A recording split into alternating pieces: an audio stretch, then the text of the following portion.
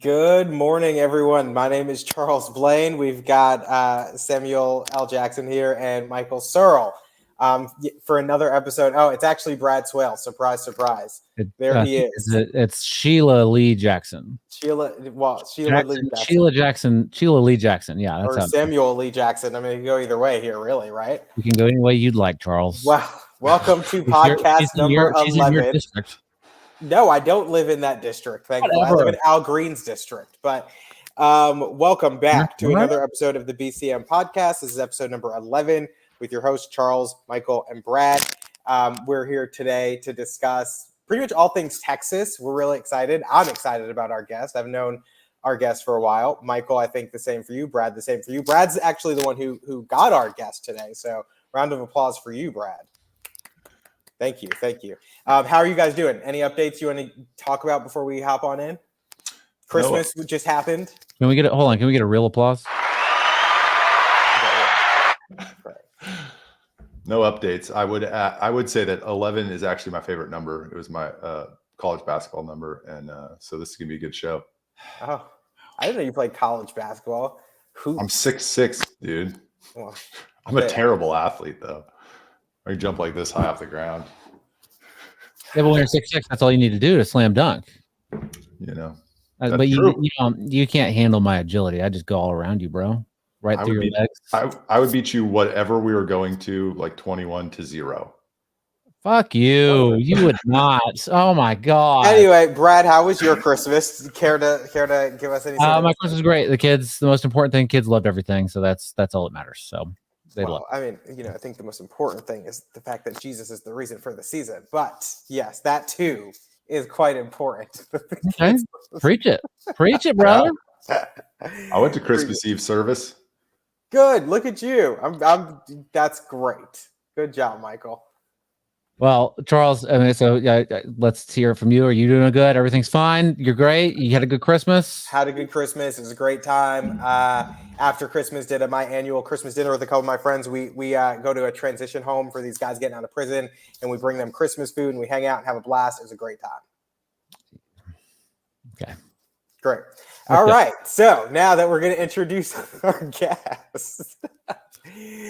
Most people watching have probably heard of Current Revolt in one form or fashion, or they've seen some of the articles, videos, other things that they put out on social media. So our guest today is going to be Tony Ortiz, who runs Current Revolt. And so Current Revolt seeks to Current Revolt seeks revolution through the education of the people of Texas. Because when Texans are exposed to new information and modes of thinking about their government, brush fires in the minds of men will be lit, and systemic change will be inevitable. Whoopi Goldberg has called Current Revolt a far-right blog. And so I think it's going to be really interesting. We've never had a guest who Whoopi Goldberg has referenced before. So with that, maybe we can round up another round of applause for Tony Ortiz and Current Revolt. Great to be here, guys. I just assume y'all can hear that. Thank you. We can hear that. Thank you. Tony, welcome to the show. I'm glad that you're doing it. This is going to be fun, I think. Really great to be here. Thanks so much. Michael, I didn't know you were you said 6'5"? 6'6". Jeez, I would kill for like 2 more inches of height. Hey man, it's great until you start to get old and then try sitting on a plane. Maybe. You got those guys that are doing that surgery where they put the metal rods in their legs and they're extending them. They have to like stretch them out. And they got to keep going back to get them stretched out. You can't walk on them for a while. It's crazy. Well, I'll just say I've met Michael in person, and he's lucky to be breaking 6'4". Oh boy, let's get a tape measure. I'll do it on the show right here. Well, and then the data, plus the data shows, dude. You guys are gonna outlive me. That's just. Reality. Well, that's what happens to big dogs too, like greyhounds. Yeah. They die early. So greyhound is your reference for a big dog? I mean, when we talk about long limbs. Okay. All right. Anyway, that's why I'm cold plunging. See, even Michael, better. Why do you have so much tape measure handy? All right. Well, thanks, Tony, for joining us today. I think I'm actually quite excited for this. This year, not just this year, in the past couple of years, but particularly this year, you've broken some of the biggest stories that have gone on to change things in the Texas legislature. some of which have gone on to actually like become literal history in the Texas legislature and things like that.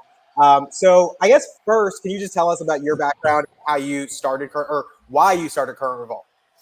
Yeah, I think as you know, and maybe most people know, I do have background in working in politics. I worked on the Trump campaign in 2016, the original one, and then the election campaign, and then went to work for nonprofit Empower Texans at the time, right, where we met, and then took a break for a while, and COVID hit, and like most people, COVID was a really big deal for everybody. It affected everybody, and sitting around with a group of friends, incredibly frustrated that we were stuck indoors and everybody was just kind of acting crazy and their jobs were affected at the time. And one of my buddies said, I wish I had a place where I could just write my thoughts because I'm just upset. I'm just frustrated. And so ran to the computer, put together a website and an email account, and I gave everybody access and I said, let it rip. And we've been writing ever since. So since 2020. That's awesome. That's cool. How many writers you guys got?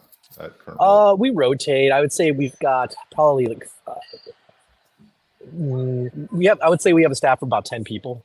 Some write, some don't. Some do graphics, some do videos, some do other things. So, but that's just kind of where we're at right now.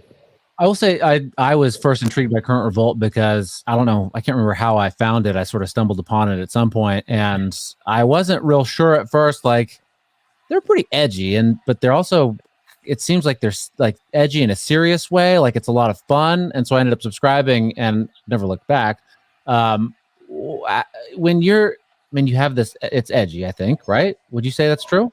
Yeah, absolutely. Pretty edgy especially compared to other rags out there.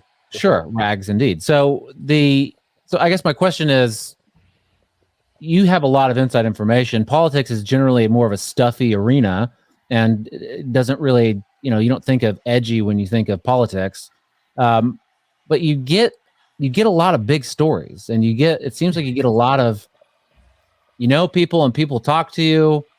Do you think that's sort of the direction that things are going? Is that people are looking for more of a, you guys are serious, but you're a little bit more lighthearted about it.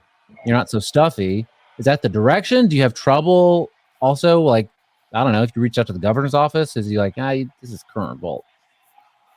Yeah, this is a really good question. So initially, it was hard for people to take us seriously because we write a lot of satire as well. So we have a lot of satire mixed with real what some would call hard-hitting journalism, right? And we generally were trying to figure out how to better differentiate the two as far as labeling it. And a lot of the boomer base that reads us has trouble discerning satire from what's real, right? So we'll put out a satirical article and they'll say, "Oh, I can't believe this is happening." It's like, well, it's a joke, So yeah. And then with regards to like reaching out to serious politicians, that was a very big problem early on. Nowadays, though, I have a pretty decent working relationship with quite a few of the elected officials. So yeah, they do take us seriously. And as far as the direction that news is going, Charles will appreciate this. Michael Quinn Sullivan, one of my memories of him was we were all sharing things that we were embarrassed about or kind of shy about, and Michael admitted that he read TMZ every day. And if you know Michael Quinn Sullivan, he's like the most conservative, right-leaning, Christian kind of stuffy dude. He's a nice guy, but he's just kind of like you wouldn't expect. But he says he reads TMZ, and I remember just like laughing. I was like, "What the heck? This guy reads TMZ?" And so when I was making CR, I was like, people love TMZ. I like read. I don't go to it every day, but I love gossip. Everybody loves gossip. So that's the direction we've gone in it. We haven't looked back. Well, I think it's interesting because you guys, I mean, in a similar fashion, TMZ strike this interesting balance of being entertainment, but also delivering the nuggets of information that you need. And it's like, most of us probably don't go on TMZ every day, but if there's a breaking news story of something that's in the entertainment world, you're probably reading it first on TMZ, whether you see it pass by you one way or another. And I think with you guys at Current Revolt, it seems like you're really good at that as well, where, you might hear a rumor of a story or something, but the first time you're getting the details of it have been on Current Revolt. And I think there are a number of stories where that's true. And so it's interesting that you guys have found that kind of happy medium, or at least maybe trying to find that happy medium of still delivering that entertainment and being something that's captivating and compelling for people to read, but also people understanding that like, oh, this is also very serious, and like something should come of this. We shouldn't just laugh about it and turn a blind eye to it. Yeah, and as you mentioned, it's always a work in progress. We're always trying to improve. I don't have a background in writing or journalism at all. In fact, I hate reading. I really, really hate reading, and I also really, really hate writing. So I write, and my writers write for people that hate reading and hate writing. So there's a lot of images, a lot of screenshots, very to the point, very concise. Ideally, I like to put out articles that people could read in 5-6 minutes or less, and then move on with their day. Mm. Yeah, well, cool. let's get started. Let's jump in. Charles, were we not jumped in already? Well, I mean, we're getting some background, and I'll say this off the bat: people should subscribe to Current Revolt because it's awesome and it's great. We'll get that out. We'll do that at the beginning, and I think people after listening to this, I think they'll know why. If not for my personal endorsement, they'll know why after hearing Tony. So we invited you on sort of to talk about year-end recap. Best, worst, Texas politics. I think we, maybe some other stuff will get thrown in. But I wanted to talk before should we talk about the 30 under 30 thing first? Why not? You brought it up. Why not? Yeah. So you wrote an article. It came out today in today's newsletter, why we didn't do a 30 under 30 this year, which is kind of also a year-end recap.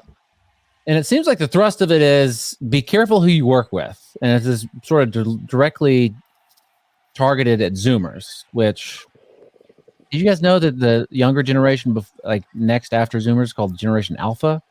Yes. I don't think they deserve that. I don't know. It's alphabetical. I think it just kind of goes to Z, then A, B, and C. They could come up with a better A name than Alpha. So why that advice? What happened this year?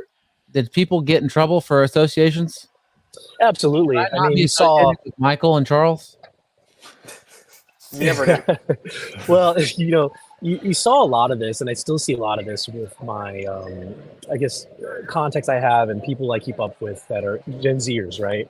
And they've gotten really heavily involved in politics at an early age, and they've chosen to associate with groups or people or make statements online that have absolutely affected their work history and will continue to, and probably will forever, unless something dramatic happens. I'm 37, and I've done a lot of stupid stuff in my 20s. I think most people have. And politics is a very serious thing. And on top of that, it's very highly documented. And so if I can only imagine if my life was so highly documented in my 20s, how much of a disaster it would be, And so you had things like, I'm going to go ahead and name names just because we're here. But you had the Nick Fuentes incident with Pale Horse, right? Which is the umbrella organization for True Texas Project, Texas Scorecard, Texas, all the Texas Vaccine Choice, Texas Strong Boys, blah, blah, blah. And the Nick Fuentes incident happened, and it brought a lot of people, journalists, especially lefty journalists, putting the whole organization and the people under a magnifying glass. And you had two young individuals specifically who had a very, very aggressive, some would call anti-Semitic, Twitter history and social media history. And based on everything I've seen, they were terminated from the organization. And they're basically persona non grata in politics. They're in their early 20s. They're never going to get a very serious job in politics, probably for the rest of their lives, because of what they said in their 20s. And so that's kind of what I was referring to when, should be careful who you associate with. A lot of this also is these kids, they should be guided better by whoever hires them or whoever's leading them to say, hey, don't say this, or hey, you need to clean up this, or hey, let's talk about your future. But these kids one of them specifically was talked out of finishing out college. He told me he had 1 semester left, and he was talked out of finishing college to go work for an organization making $45,000 a year. I was speechless. I was like, are you serious? And he's like, yeah, they told me I should just drop out. And it was like a once in a lifetime opportunity. And he's knocking doors and moving furniture and all this stuff. And I'm like, this is, are you serious? Yeah. And I say this as somebody that didn't go to college. I didn't go to college, but you have 1 semester left, just wrap it up, finish it. And he's left from the org, and now he's got, you can't Google his name without a bunch of bad articles coming up about him. And he has no degree to show for it. Can't he just go back to college and finish that 1 semester? I assume so, but again, it's like I don't want to. I mean, you're correct, but it seems like in that situation, what did he? What I mean, was it not a once in a lifetime opportunity where they're just blowing smoke? Absolutely not. He's knocking doors and block walking, handing out flyers. I mean, Charles and anybody else know that worked in politics. These opportunities come up every 5 minutes. So everybody needs a door knocked for some stupid politician or some stupid award, right? So yeah, no, it wasn't once in a lifetime opportunity, and he had a non-titled position as far as I know, running some social media and some stuff, and yeah, I assume he can just go back and finish, but again, you Google his name and it just comes. It's a total social, it's a total disaster for him online. Well, I think you see that with so many kids nowadays who are just chronically online, and they don't realize, the ones, not speaking of this kid in particular, but the kids who are saying and doing things, because I know you had to tweet about that, about how people are sharing memes and stuff that are going to come back and bite them. And I'm of the age where graduating high school and going into college, we were transitioning from like MySpace to Facebook, but it wasn't wildly popular. Like people were still carrying around digital cameras and like disposable camera. Like we were in that era. So that stuff, while there's some of it, it's not as bad as this next generation who are just chronically online and everything is there. And so many of them are so politically active at such a young age, and they have such dug in positions without really knowing anything, that it makes it, I would think it's going to make it very hard for a lot of them down the road to backtrack. I mean, you can grow in the public eye. I don't think there's a problem with that. But just the way that some people are putting their ideas out there at a young age on social media and everywhere, I think it makes it really hard for them to back away from that or just become a different person as they get older because of their online footprint. Yeah, everybody on this call, we're blessed that our youth wasn't highly documented. Everything we did is basically erased. If you had a cringy MySpace, it's gone, right? If you had a cringy blogger account, it's gone. Zanga, gone, right? All these things are gone. And but these kids, I mean, even if you delete or wipe your Twitter, it's still archived somewhere. You could still pull it. Even if you delete or wipe your Facebook, it's still archived. Or some journalist has screenshot it, right? And so, in my 20s, I had a lot of horrible opinions, of course, like cringy and goofy opinions, as many do. And so these kids do too. And like you said, they're all chronically online, and they're more, I found what's really common with these Zoomers is that they're more interested in being popular online than they are in like making money or thinking about their future. They just want to say really, really edgy stuff, get noticed, get a bunch of likes, and then they get canceled or something worse happens. Yeah, I was gonna say the dynamic hasn't changed much for 20-year-olds. I was a disaster in my 20s, so like if I had a Twitter account in my 20s, I'd probably be in the same shape as these kids. But that kind of brings up the question that the position of leadership becomes even more critical, right? Because they got to kind of the older generation kind of has to shepherd these kids and coach them up and make sure they're not doing something wrong. And like in the Fuentes case, and I know those guys, so I don't want to speak badly of them, but somebody made the call that was a good call. Like let's have this meeting, and it backfired big time on him. Yeah, and it wasn't even the first meeting. He'd been there twice, and it's one thing to hold a bad meeting, but you catch up all these kids in the process. They get collateral damage from this whole thing, and they did. The two young people lost their jobs, and the rest are like, many are still permanently going to be affected. And, I talk about scarlet letters. I mean, imagine working for this organization and you want to grow on beyond it. Where do you go? Who's going to hire you? Who do you go work for? You can go work for one of their adjacent organizations or a politician they own, but that's it. You're done. Nobody else is going to hire you. And I think the problem, especially for those who want to get out of politics and go into the regular workforce, with how the corporate culture is today, they Google your name and see that, then you're definitely not getting a job. I mean, and you're just kind of every HR department has some liberal white woman running it, right? And she's immediately Googling you, and you're done at that point. So, I mean, is it totally unredeemable? Because we are talking about politics, and I think it was 2 weeks ago, some twink was having gay sex on the Senate floor of the U.S. Congress, right? And that guy's gone, but wasn't it Lindsey Graham's staffer? Right? Was that am I the making guy? No, it was a different senator, or maybe he was even a congressman. It wasn't Lindsey Graham. Lindsey Graham was mentioned in something in regards to that, but it wasn't his staffer. He had a crush on Lindsey Graham. He was waiting for Lindsey Graham. And Lindsey Graham doesn't have kids, so make that. Or maybe Lindsey Graham was waiting for him. But I mean, politicians have. I mean, it seems like politics and stuff goes. People do stupid stuff all the time, and they're just like, I don't know. The public forgets, right? Yeah, that's a good point. Like time heals all wounds, right? And I think also we'll get to the point where so many people will have so much sketchy history that it'll get to the point where either people are a little more forgiving about stuff, or the Zoomers young people just start to wise up and they just stop posting so much of their thoughts. Or the Zoomers take control and then they and it's like just whatever, right? Yeah, I mean, there's a politician we wrote about, Shiloh Platts, who he ran for office for 24 hours, and we searched his background, and he had his Twitter account was filled with likes about all these like softcore porn models, and a bunch of business owners had alleged that he ripped them off, and he admitted to being a meth addict or something to that effect. And so we wrote it up, and he resigned, I think, the same day. So he literally, his political career was literally 24 hours. And to your point about people kind of moving on and forgetting, he started a podcast or a show, and you got Andy Hopper that's going to appear on it sometime here this month or next month, and so like you said, people don't care to a point. It kind of just moves on. But I think maybe that's another thing about the grassroots. They just kind of, as long as you're pushing their narrative, they don't really care who you are or what you've done. Yeah. The other question I have here is, this isn't new in politics, right? All the misbehaving and the shady stuff and the corruption and the gay sex on the Senate floor. Like, this isn't a new phenomenon. I'm wondering how much, the breaking of the establishment media model allowed for this to get more eyeballs, because now people don't have to rely on friendly relationships with elected officials to get information as much.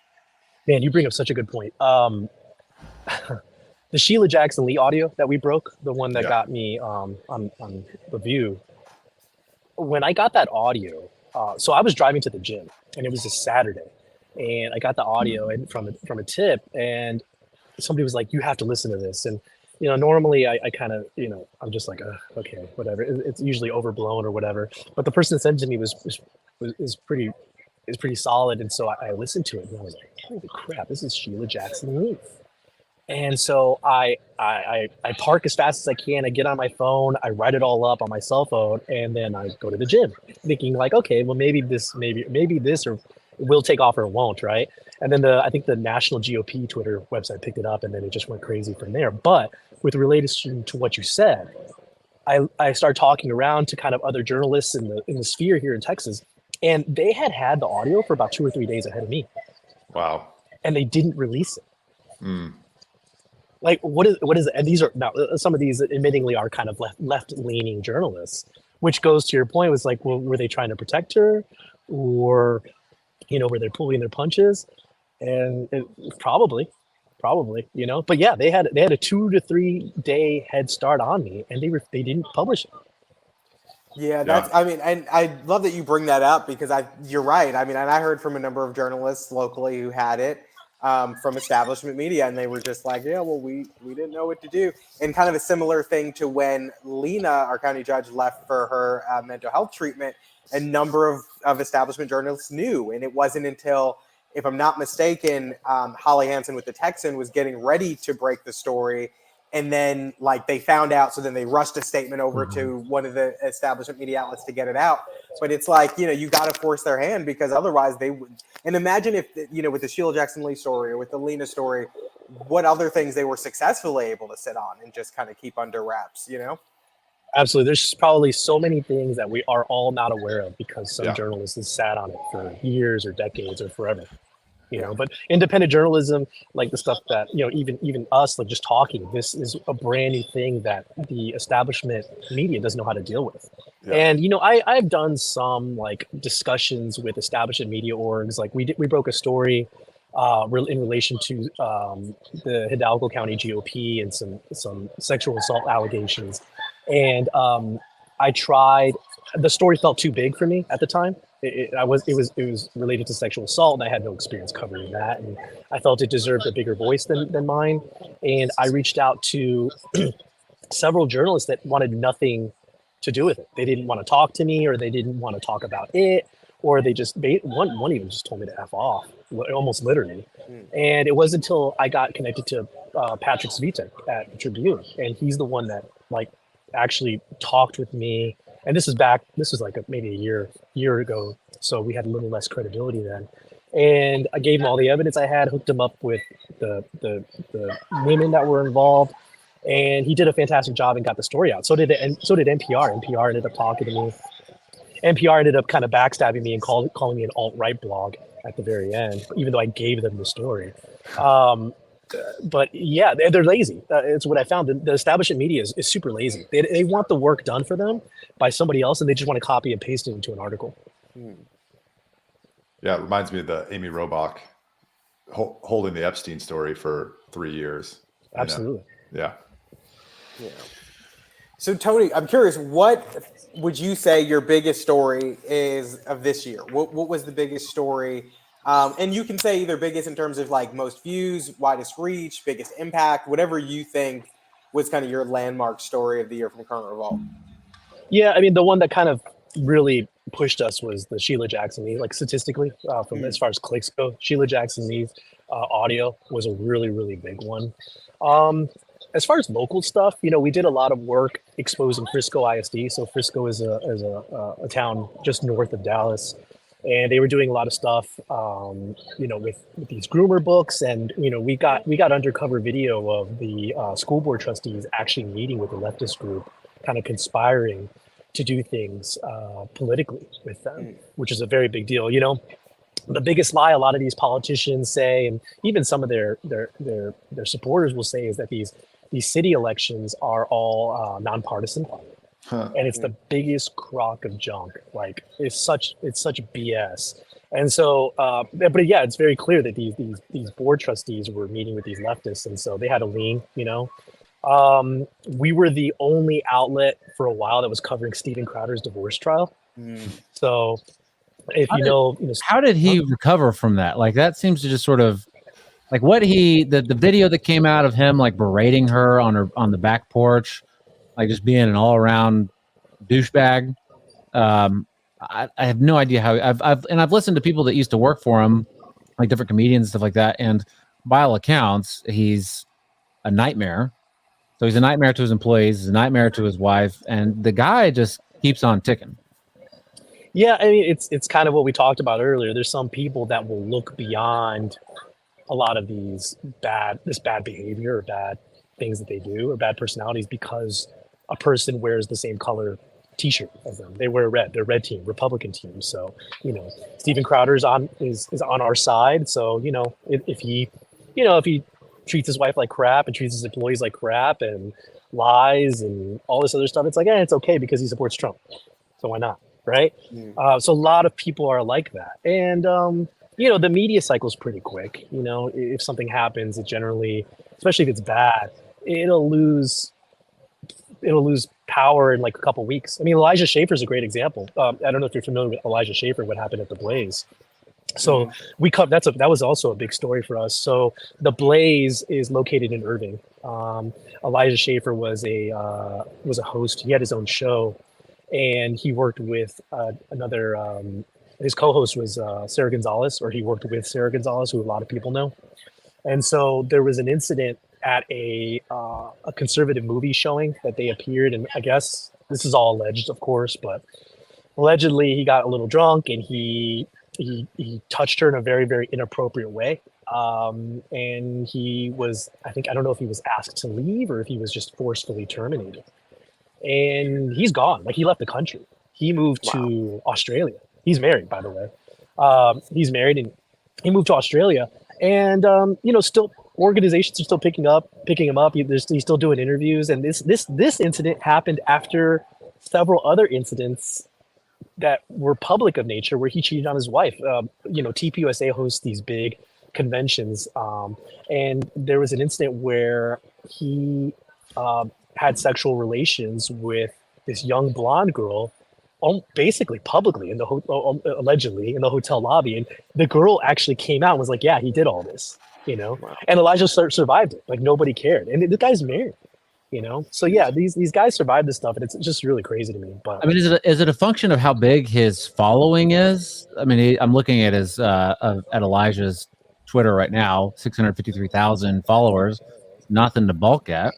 He can, with that many followers, he can kind of get some control over the narrative, right? Yeah, it's twofold, right? So there's the one, it's to what you're saying, and he knew how to handle it. There's a very popular streamer who I'm a big fan of. Her name is Brittany Venti, and she's native to DFW now. And she actually asked him on a show, because they were on a podcast together, kind of like this. She's like, "Will you address the claims about this?" And he said, "Oh, I can't talk about that. I'm under an NDA." And she's like, "Well, you're being accused of assault. Can you talk about the accusations? Are they fake?" And he's like, "I can't talk about it under an NDA." So he knew how to handle it, And it's like, yeah, you're not under an NDA to defend yourself. Like, it doesn't make any sense, but he knew how to handle it, right? So that's part of it. The other part is the Me Too movement was an absolute disaster for women as far as sexual assault cases go. Because there's so many men and just people in general that don't believe women when these things actually do happen. And you can't really blame them. It's the boy who cried wolf thing. Yeah. You had all these women that were making up these sexual allegations or assault allegations, years later, and they turned out to be fake. And now when something like actually serious happens, a lot of people are like, "Oh, this is fake," So that's part of it too. Yeah. I wonder how much of it is, or get your thought, how much we're just so numbed up. Like every day there's some breaking news that's, aliens are here, or, Putin invades Ukraine or whatever. There's always some huge story, and we've completely lost the lexicon about like what is important or matters, or is just maybe kind of bottom of the fold actual news. And we can't really process. When I say we, I mean us collectively as a community can't really collectively process what really deserves attention and what doesn't, because everything is breaking.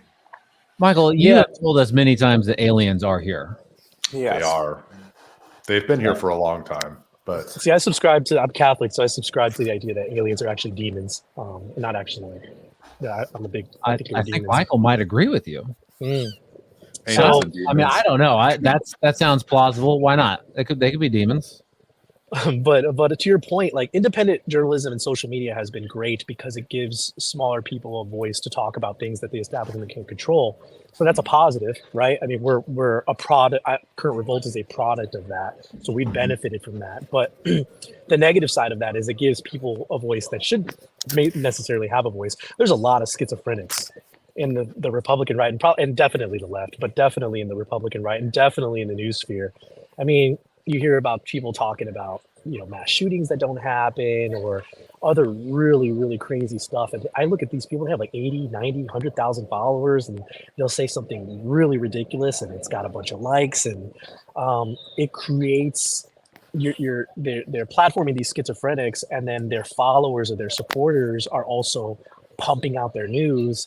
And it just makes our side look bad, and it just negatively impacts society as a whole, for sure. Yeah. No. Go ahead, Michael. I mean, certainly the right is not the only side with this kind of, bad behavior. Does this exist on the left? And if so, is it covered in the same way? I guess you would know in Texas or yeah. Not. One of our biggest criticisms that we receive is that we don't attack the left enough, and it's I think it's grounded. I think that people have a good point bringing that up. I've just always subscribed to the idea that Republicans and or quote unquote conservatives hold the majority stake in the Texas House, the Senate. So if you're not happy with the way Texas is run, it's probably a Republican's fault, right?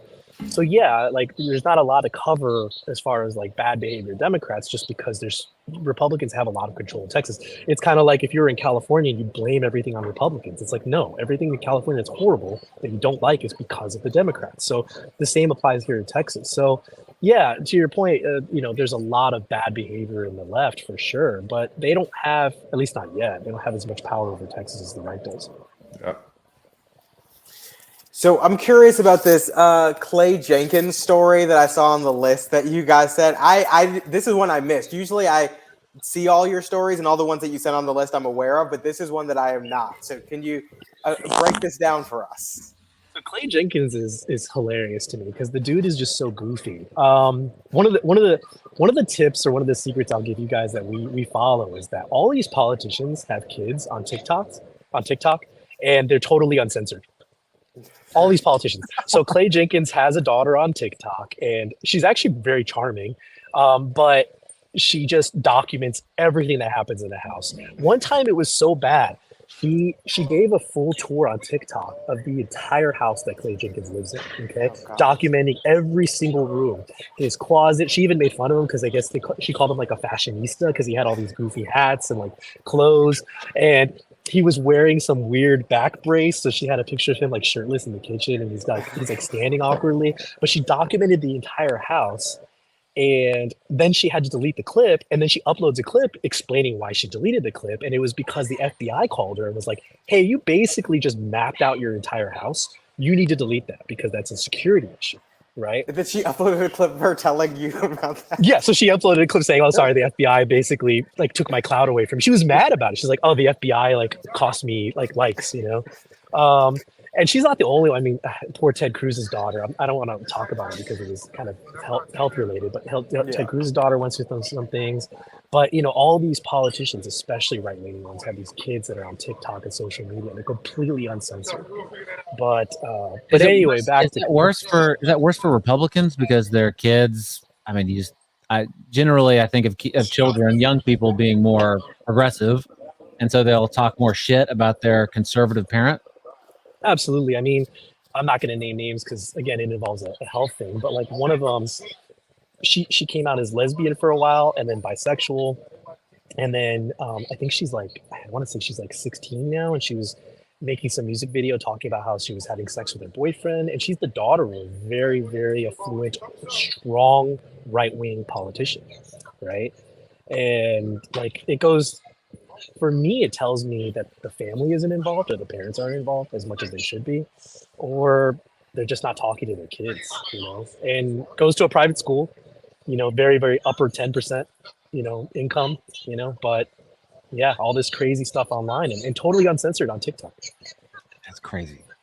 I'm gonna have to get on TikTok. Yeah. You're gonna source your stuff from. Huh? That's where you got to source your stuff from. Oh, we're gonna have. I mean, we have a policy not to talk about children under 18, and we also have a policy not to talk about people that are non-political actors. So you know that's, you know, if these kids don't choose their parents, right? They don't choose their parents to be politicians. So you know, if they do something that's kind of notable, we generally won't write it up unless, you know, they're over the age of 18 or it's something really serious. There. Okay, but how do you feel bad for these kids? Sorry. No, I was gonna say, how does this tie into Clay Jenkins stealing? Yeah, so like we published this police report, and the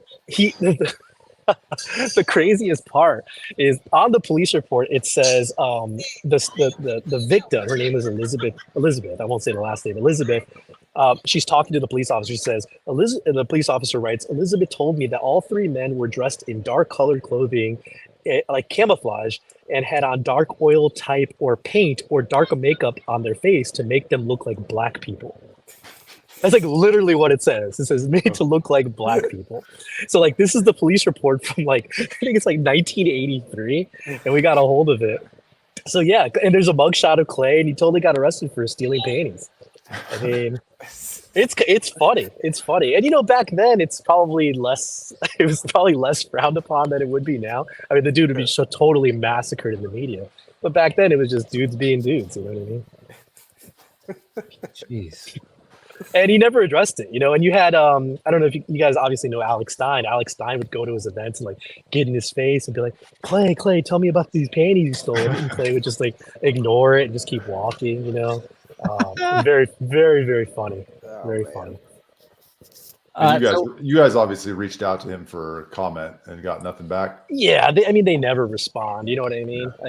Why would they? You know, I ran into him at the Democrat convention when I went, and the guy's just so goofy. But he keeps winning. You know, Dallas County.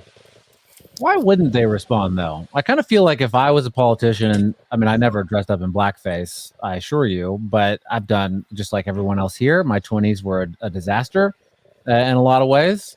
I've done some really stupid stuff. Why not just own it? Why not just be like, yeah, I was young and stupid, and I wouldn't do that now. And I look back, and just like everybody else, I cringe at the things that I said and did. Why don't they do that? I think it's twofold. One, they hope, and generally it is the case, that the media cycle will just erase it in a couple of weeks. I mean, for any other, I mean, if this was Greg Abbott instead of Clay Jenkins and he'd stole panties in high school, this would be news every day for months, right? But because it's Clay Jenkins and because we're kind of a smaller outlet, it's not really. I mean, this Tribune didn't cover this, the Chronicle didn't cover this, right? So that's one. Just like to let it hope that it gets, it falls into the black hole of media coverage, and then two, it's I had another point now I can't even remember what it was, but one of them is to just hope it goes away, and I don't remember the other point was, but. Yeah. It's they want it to disappear, and it works. It works. Yeah. They don't want to give. They also don't want to give credibility to an outlet for discovering something. I mean, at the time, the worst thing you could do is give us credibility. Oh, I remember my point. There will always be some people that think it's fake, no matter what, of the supporters, right? So there's still probably Clay Jenkins supporters that think, oh, this police report's fake. It's totally fake. It's 100% fake. It's not real. I still meet people to this day that think that the sex scandal with Brian Slayton was not real. So remind everybody, Brian Slayton, he is it alleged or did it actually happen? I don't know. It happened. Oh, for sure. I don't even have to say alleged. But he got one of his staffers drunk and had sex with her. He took her virginity and he had sex with her, and then he drove her to get the morning after pill afterward. And this is a guy that was rated and platformed as the farthest right conservative Christian dude in all of Texas politics, right? I mean, you couldn't get any more right. And this dude's driving his staffers to go pick up Plan B or morning after pill, whatever you call it. I think in the 87th legislature, I think he put forward a bill to rename a section of I-35 as the Steve Adler Public Restroom Highway or something like that, because of all the homeless. And so I think that's what I remember him from, and I always thought like that sounds like a fun guy, and I guess maybe he thought too highly of himself, too much of the fun. I just mean like he made the decision to hire young girls or a young girl, and that's probably part of it, and then you put yourself in situations where things happen. Mike Pence, I don't like Mike Pence, but Mike Pence has a great rule where he doesn't have a closed door meeting with a woman unless there's another person involved and the door's open, right? The Mike Pence rule is phenomenal. I generally try to follow that myself. And it seems the case that Slayton just kind of fell into bad whatever that is, And there's still a lot of that case that's alleged and not proven, but he's never, I don't think he's ever publicly apologized for it, at least to my knowledge. Does anybody follow up with that guy and see like what he's doing? I mean, he's back for a long time. He had deleted social media. He's back on Facebook posting. People are back to loving the shit out of him and liking all his posts and stuff. It's kind of I was going to say that. I saw him post something the other day. I don't know. I can't remember where him and his family were, but I was just so curious. Like I forgot we were Facebook friends because he hasn't posted in forever. So I saw a post and I saw all these likes and I'm like, let me go see what the comments say. And everybody's just like, oh, you're looking great. Like, good job. Keep it up. I was like, oh, that's interesting. It's one of the things that kind of depresses me the most about the grassroots and politics in general is how, like, I don't know, and maybe I sound bad saying this, how forgiving we are about bad behavior. We platform ourselves as being like the Christian right and strong conservatives and protecting innocence and, taking care of our children and our youth. And then something like this happens. And then like 2 months later, it's like, hey, you look great. We really miss you in the text ledge. Everything was fake. Don't worry about it. It's like, oh. Charles, why are you on Facebook? You're way too young. Facebook? I mean, listen, I'm just, I'm there for the memes. But what I do find weird about that's the worst place to find memes. Come on. You're right. They're old memes. Usually they're recycled memes. They're the worst boomer memes of all. It would be one thing if that forgiveness was extended equally, but because they're not extending the same forgiveness to the political opposite, it's not genuine and it's self-preservation. And that's a huge problem. If we're going to be forgiving, that's great. That's a great quality. But if you're only forgiving to your side to preserve some view of the world that you hold, provided an apology came with it. Like, again, I could be wrong, but as far as I know, Slayton never apologized for his behavior. I think he apologized for. I think he did a general apology, but I don't know if he apologized to the girl's family or her dad or her mom. Like, imagine you have a daughter and she's 19 years old and you send her off you come from a very, very small town and you send her up to the Texas state capitol to work for one of the strongest conservative politicians in the United States. And he takes her virginity. Like, what does that do to you as a father? I would lose my mind. I'd absolutely lose my mind. I would lose my mind too, but I don't know that I would. I don't know that what I expect an apology. Like, that doesn't mean that I want one or don't want one, but I guess it's the right thing to do is to apologize, but then it's also, if you're a Christian, it's probably the right thing to do. Well, yeah, I agree. I just don't know that I would expect it. Charles, I think I interrupted you earlier when I asked you about Facebook. It's demonstrating some sort of remorse, though, for your behavior, too, recognizing that you did something wrong and that you need to own up to it. Let me be clear. It's the right thing to do. I'm just saying I don't know that I would expect it as well. Fair. No, what I was going to say about the point about forgiveness is it's so true. I mean, someone like him who people were reluctant to cut off and have now seemingly forgiven, but will so willingly cut off someone who votes the wrong way once. It's like, it's like just excommunicated. Yeah. We're going to try to censure you. We're going to do everything. But yet we're so willing to forgive behavior that just because it's not directly related to a way you vote, but it's still very terrible. And we forgive that more willingly than we forgive a bad vote. And it's such a strange thing to me. To what you're saying, like, a great example to me came this morning because I saw Sid Miller endorsed against Briscoe Cain. Like, Briscoe, whether you like his personality or not, and whether you agree with his vote on the impeachment or not, he's a strong conservative. Great votes, does great work, right? And if you're anti-impeachment and pro Paxton, he screwed up bigly on that one vote, right? And the grassroots right has absolutely crucified him for it. They've ignored all of the years of work and all of the things he's done because of one single issue, right? And we criticize single issue voters, and the grassroots have taken the stance of becoming single issue voters. And I see the anger and the calls for stepping down and removing and hate for Briscoe more than I saw for what Brian Slayton did. Brian Slayton literally cheated on his wife and did all this stuff and got impeached for it. And the grassroots rights, like back on Facebook, liking his post, saying how great he looks and all this stuff. It's just it's so depressing. It's sometimes it makes me want to quit politics because it's just like I can't. Can you work with these people? Can you convince them?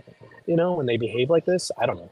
No, it does. It does make you want to quit every now and then. Even I think you tweeted it was either today or yesterday. Somebody had called. Oh, it was the Texit people. I think called Matt Rinaldi establishment or something. So you've got Briscoe as a rhino. You got Matt Rinaldi now establishment. Connie Burton's been called a rhino. I mean, it's unbelievable. Laura Loomer is on the cusp of calling Paxton a rhino because of his endorsement of Brent Money. She had this long post yesterday about how you need to side with. He opposed Trump. You shouldn't side with him. So she's on the cusp of calling him a rhino too. And it's so crazy to me. I mean, words just do not have meaning anymore. Yeah, they don't mean anything anymore. It's kind of like we criticize the left for overusing the word Nazi to describe everybody, but we're just as guilty of overusing terms ourselves, for sure. They just need a very simple matrix. Did you vote for impeachment? Did you vote for school choice? We could solve this pretty easily, but That's too much for people to consume. The thing is, like, they've done polling, and like the average voter doesn't. Some don't even know who Ken Paxton is. I don't know who Ken Paxton is. I don't know. Yeah. I don't have an opinion on impeachment. I think even one of his own organization, or no, not one of his own, but like was a UTV poll or some poll did a thing for favorability on Ken Paxton, and he really wasn't that highly favored by conservative, by right leaning people. But if you live on Twitter and Facebook, you think this guy is like literally the next Trump, but he's not. So that's another thing with these politicians that are all running to primary the incumbents. They've all kind of become single issue primary opponents. They've all become single issue politicians, where their single issue is the Ken Paxton thing, and that's not going to do well. Like, the average person is struggling financially. Inflation's high, taxes are high, our border's a mess, crime's out of control in a lot of cities, or at least it's viewed as out of control. And you're telling me to give a shit about Ken Paxton? Like, I don't care. Like, fix my taxes, fix inflation, fix anything else. I don't give a shit about this guy. That's what the average voter thinks. But everybody else on that's, hyper online to Twitter thinks that that's the biggest issue, is Ken Paxton's impeachment.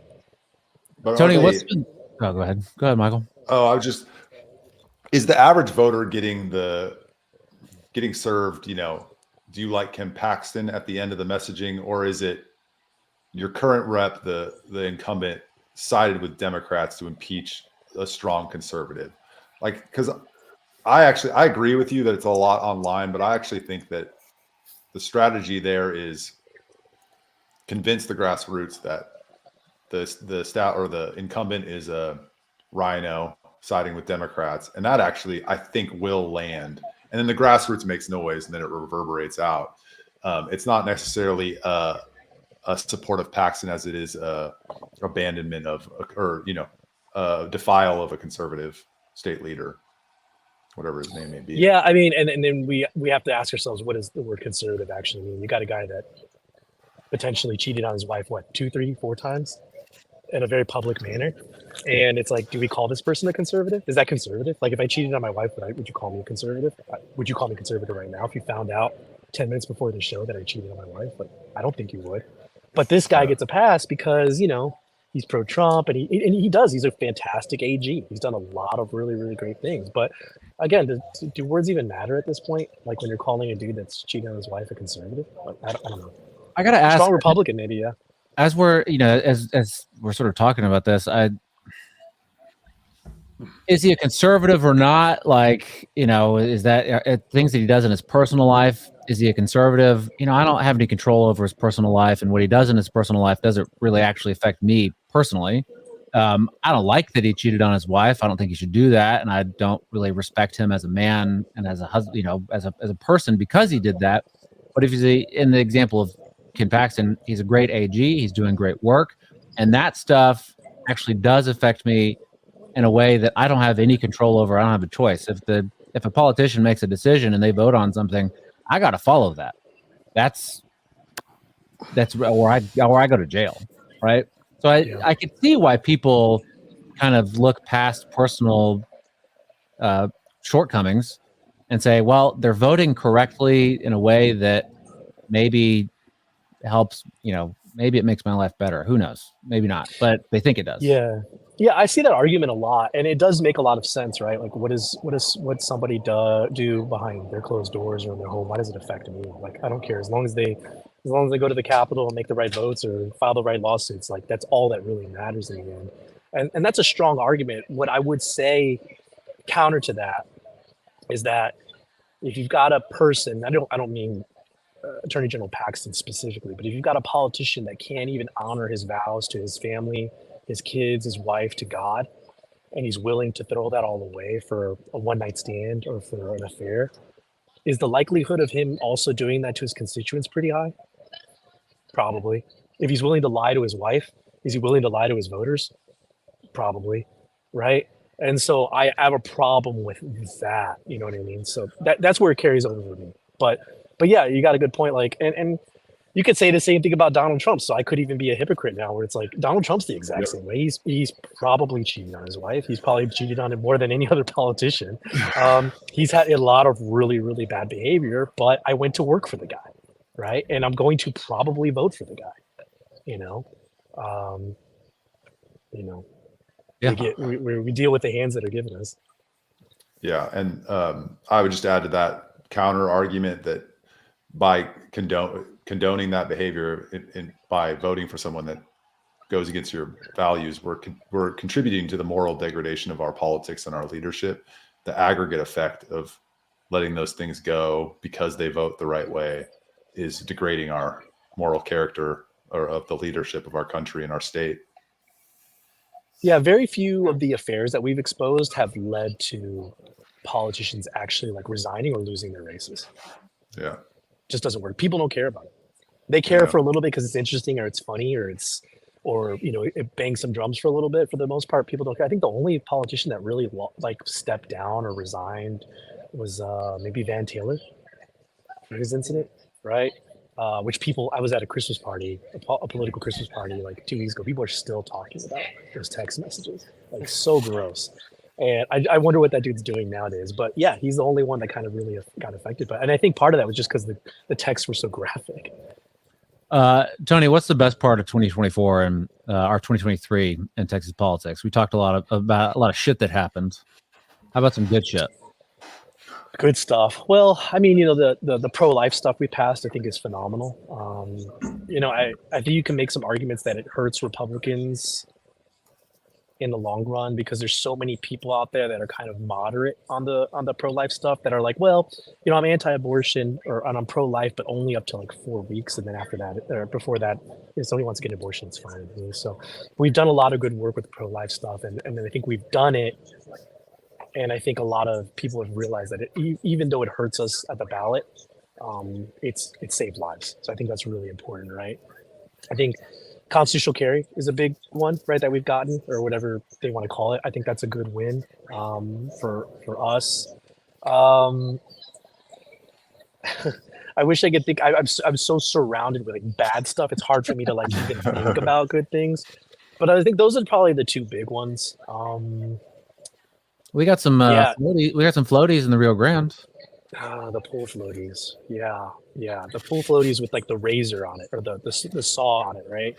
I saw them when I went down to the border. And if you haven't actually been down to the border, like you see so much of it online, you kind of become numb to it. Admittingly, I was too. I was actually tired of covering it. I was like, it's so exhausting. I don't really want us to cover it anymore. But I decided to take a trip down there. And when you actually see it in person and like you see these people like crossing over in front of you and like celebrating and just like kind of talking shit when they cross over, it's just I'm like super, super, super concerned about where we're at. I think they announced today like a quarter million crossings in 1 month. Wow.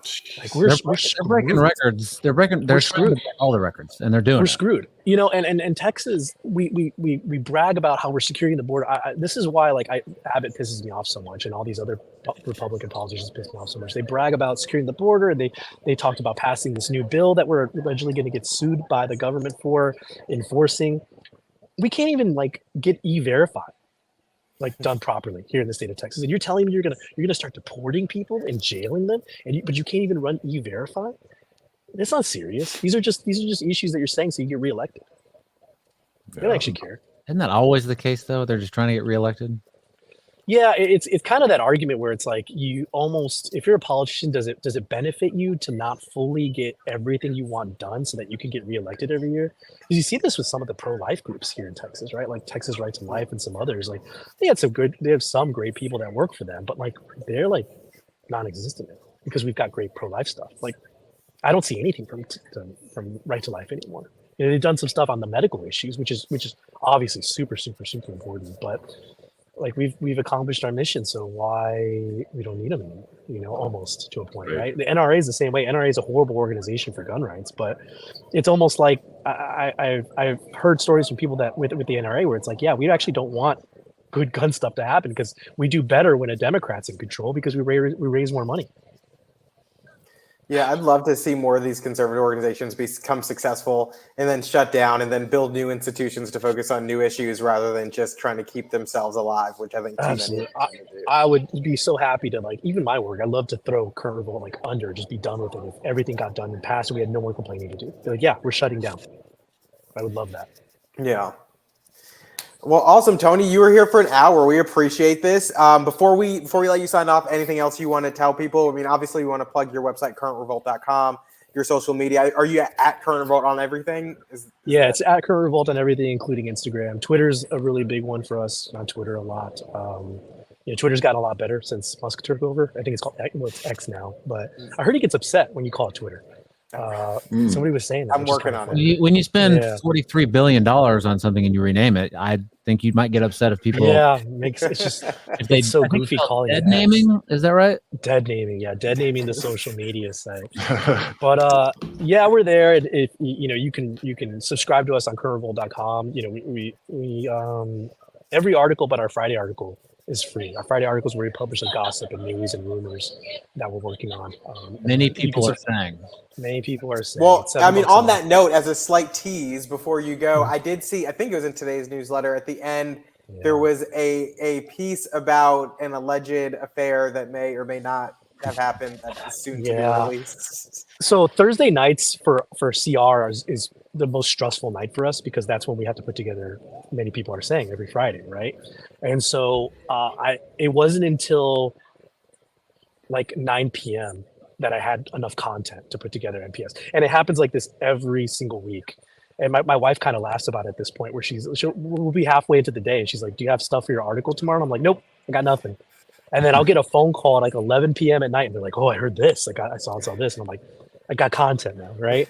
So anyway, I get a call. I think it's like 10 or 11 o'clock at night. And they're like, so-and-so has a video of so-and-so and so-and-so walking into a hotel room. By the way, he's married and he gave the video to so-and-so. And I'm like, this sounds crazy. And I'm big on, I generally don't publish rumors unless I hear from two completely different sources, right? Just one person's not enough. Unless they've got a lot of rapport with me. But I went ahead and I reached out that late at night. I reached out to several people I know who would know of that. And one of them was like, yeah, I've heard rumblings of said video. I haven't seen it, but I know that I've heard it's out there. I'm like, okay, that's enough to write up. So we'll see. Like I said, according to these people, this video is out there and a couple people have this video. So I imagine if they want to release it, it'll be a timely thing to hurt his re-election. So if it exists, we'll see it eventually. Oh, man, always something. Never a dull moment in Austin. There are no coincidences in Austin. That's saying, man. Oh, man. Well, Tony, thanks so much for joining us. We really appreciate it. It was good catching up with you and hearing all the good work you're doing. Hope people will go to currentrevolt.com and check it out and follow you guys on social media. And I certainly will be staying in touch to see what happens in the new year. Appreciate you guys. Thanks for having me. Thanks, Tony. Yeah. Thanks, Tony. Take care. Awesome. That was great. That was great. So we got a lot of interesting stuff coming up in the new year, I guess. Well, and a lot of interesting stuff on Current Revolt for people to go check out now. Sounds like February we'll get a video. Yeah, I wonder who it is. Oh boy. It could be anybody. I think that there's some folks. I think some folks have files on just about every single one of those elected officials in Texas. Yeah. Well, the question is, how do we get those videos? Not that one specifically, but how do we get that? I want to bring listeners breaking videos of representatives, maybe not in the act, but maybe cheating on their spouses. No? You could change your gender and profession and go get us some content. Why? I mean, okay. Number one, that's not out of the realm of possibility. Number two, based on the Senate floor video, maybe I don't need to do any of that. I just need to change my orientation. Maybe there's Go hang around Lindsey Graham. Lindsey Graham. Why does he want to take us? Why does he want everyone to die? I don't know. Because he wants to die? Wow, that was psychological. You think he has a death wish? You love psychologists. So tell us, does he have a death wish? I do. I don't know, man. I don't know. I don't get the war hawk position. I thought that we believed in peace through peace through strength. I thought the first word there was peace, but well, I think I saw someone pointed out that there's not been a single decade since 1950 that we have not bombed Iraq. So I'm not sure how much peace we're spreading, but well, maybe our bombs are spreading peace. They're peace bombs. Okay. Hell yeah, man! That's a good way to look at it. Always possible. I don't know, man. I don't get it. I don't know if there's just so there's a couple scenarios. They're just so convinced that our military does good in the world that they don't question it or want to deploy it at every opportunity. That's a possibility. They're so corrupt that they'll say anything to benefit the military industrial complex, or they're just plain evil. Yeah. Those seem to be the options. I mean, I'm down for evil. Power makes you, what does it make you evil? But I think it, messes up a lot of people. It corrupts, absolutely. It does. I don't know about everyone, but it does. I think that's a great saying. A great quote for that reason. But I feel like some people are able to ward off the corruption, but most people aren't. Okay. Or Tony's right, and I didn't hear what'd you say? Do you think that you'd be corrupt if you became? I don't think I'd be corrupt, no. But I don't think I see too many people who were very good activists and things like that who then run for office and something changes. And for that reason, I don't ever want to run for office because I don't know what changes. But no, I don't think I'd be corrupt. You think that you'd maybe, I don't know, be a NIMBY? Nope, don't think that would happen either. Don't think that would happen either. But you've never seen a NIMBY bundling report before. Excuse me? It could be a lot of people bundle donations and give them to candidates, and so the whole NIMBY clan could bundle a bunch of money for Charles to run for office, and then maybe he would be a NIMBY. Then I'd sell out. Yeah. Hell yeah, you would. For that right price. Well, this was a great week's episode, I think. Yeah, no, it was fantastic. I appreciate Tony coming on. This is week 11. So friends, if you're watching this, if you found any sort of value in it or were interested, please share it with your friends if you have them, or family if you have those too. Our names are right here. The YouTube channel will be linked as well as Spotify, all those other outlets. And so I hope you guys will tune in again next week. Charles is so good at that. Like, he knows which hand where to point. You did that so seamlessly, man. Yeah, you did. All right. Well, thanks, guys. Well, no, I'm sorry, Michael. Final word. I was just going to say Happy New Year to all Happy the New listeners Year and to you guys. Yeah, Happy New Year. See you in 2024. Hell yeah.